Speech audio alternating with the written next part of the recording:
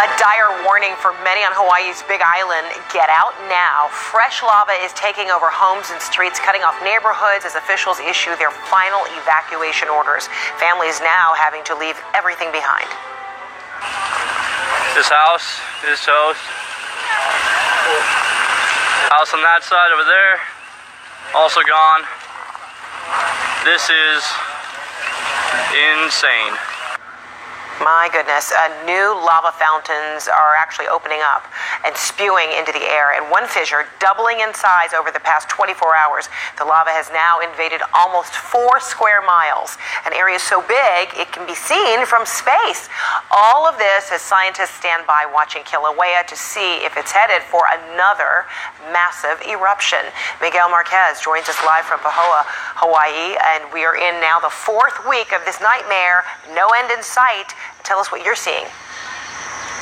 Yeah, there is no end in sight, and one geologist who works on the mountain here said that they think they are only seeing a tiny percentage of the amount of lava in the system so far. I want to show you exactly where we are. A couple of concerns right now. The geothermal plant that is near here, the lava is encroaching onto that land. It has slowed overnight. The concern there that if it hits it only about a half mile away from where we are right now, if it hits those wells in that geothermal plant, it would create sort of a hydrogen sulfide gas, which could be deadly to people. Leilani Estates and Lanipuna Gardens are just about less than a mile from where we are, just down this way.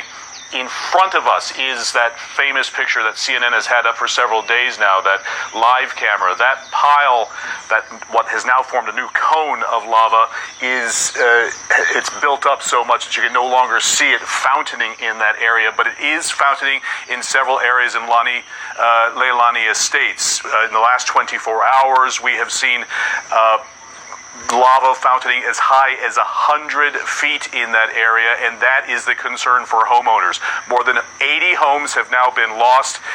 There are about 2,000 people that live in those two neighborhoods. It is a slow-moving and terrifying situation for them, and I want to show you what's happening here right now. Just in front of us, this is fissure, I believe it's fissure 22, and we're starting to see, I don't know if you can tell, but there's a lighter gray lava in that area. That is new lava that has formed overnight, and at certain points you can see cracks of that molten red lava starting to pop out. And if you go all the way down to the ocean, you can see that's where lava is feeding all the way down into the ocean there, creating that laze, which is basically tiny microscopic pieces of glass and hydro and sulfuric acid, which is incredibly deadly if you come in contact with it.